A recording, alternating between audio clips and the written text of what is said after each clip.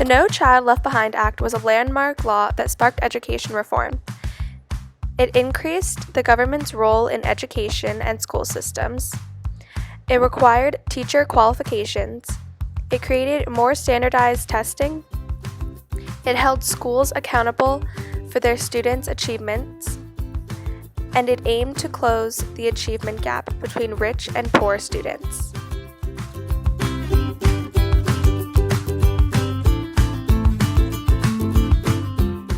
The act was first proposed by President George W. Bush in a speech and then introduced in the House. It was introduced by John A. Boehner, a representative from Ohio. It also had 84 co-sponsors, mainly being Republicans. After being introduced, the bill went to the Education and Workforce Committee for debate. It was then sent to the Judiciary Committee, where it was discharged to the floor. The House voted using a recorded vote, where it passed 384 to 45. After passing in the House, it was sent to the Senate, where it unusually did not go through any committees and went straight to the floor. There it passed with a 91-8 yay-nay vote. A conference committee then met 5 separate times to negotiate the bill before it was sent back to each chamber for revoting. The bill had 23 amendments that were passed and agreed upon, 22 from the House and only 1 from the Senate. The amendments by the House pertained mostly to money and how the bill would be funded.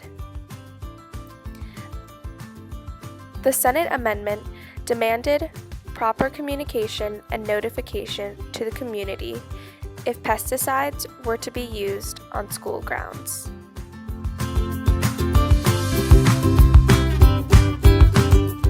After the 23 out of the 28 amendments were agreed upon, it was sent to the President for signing. He approved it only 4 days after its presentation.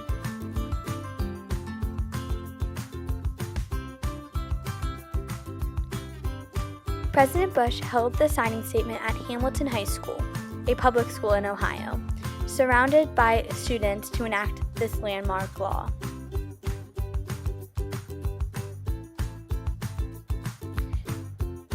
The No Child Left Behind Act became law on January 8, 2002.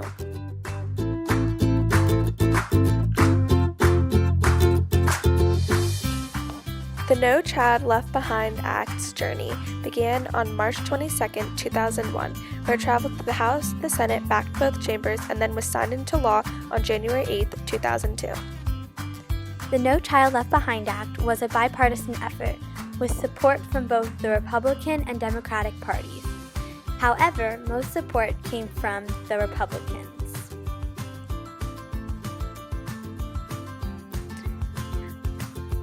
Today, the Obama administration has created waivers exempting states from following the NCLB's mandates.